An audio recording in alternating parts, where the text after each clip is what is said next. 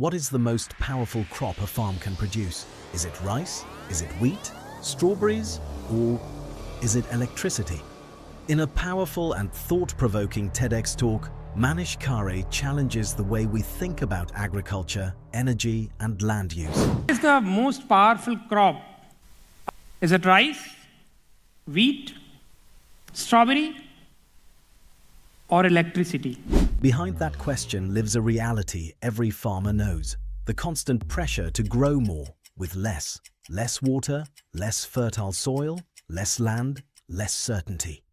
And now, layered on top of all this, comes another global pressure: the world's demand for clean energy. By the middle of this century, that demand will multiply many times over. In India alone, plans call for the deployment of 1,700 gigawatts of solar power to meet clean energy needs. When you translate that energy target into land, the scale becomes striking. It would require roughly 6.8 million acres of land, or, in the language farmers use, about 2.75 million hectares. On a national map, that equals nearly 27,500 square kilometers. That is around 1.7% of India's total cropland. This is not empty land. It is land that can provide livelihoods to more than 2.2 million farmers, which leads to an unavoidable question: where will all these solar panels go? The uncomfortable answer is this: they are often placed on the very land that is already struggling to feed us. Land that supports millions of farmers, land that holds vital ecosystems and carbon stock, land that feeds entire populations. And so, we arrive at a crossroads. Will our land grow food, or will it generate energy?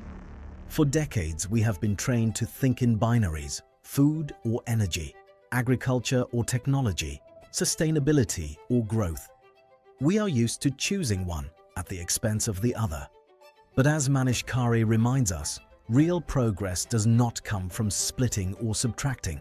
It comes from adding value, from redesigning systems so the same resource can work twice. This is the idea behind agrivoltaics. Agrivoltaics reimagines how solar energy is deployed. Semi-transparent solar panels are raised and redesigned so farming can continue beneath them, instead of covering land and excluding agriculture. Energy is harvested from above. Food is grown, tended, and harvested below. Light is not blocked, it is filtered.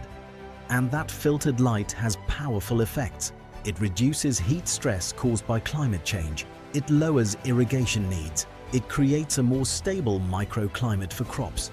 Even the panels themselves benefit, operating more efficiently thanks to cooler conditions. In the case of bright solar, this effect is further enhanced through a patented nanotechnology.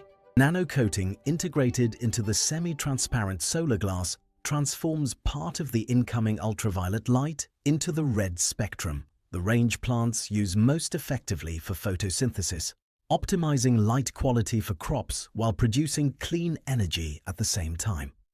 This technology is not theoretical. It is industrially produced in Europe, in Greece, at Brit Solar's dedicated nanotechnology solar glass factory, one of the first facilities of its kind, designed specifically to serve agrivoltaic applications at scale. But agrivoltaics is not just a technical solution, its most important impact is human. As Manish Khare emphasizes, the true beneficiary of this new way of thinking is the farmer. Agrivoltaics unlocks a second, stable source of income through the production of electricity. It provides resilience in the face of climate uncertainty. It changes the narrative. Farmers are no longer framed as victims of climate change, no longer asked only to adapt, compromise, or migrate. They return to the center of the system. As owners, not just consumers of energy, but producers of it. And this is not theory. It is already happening.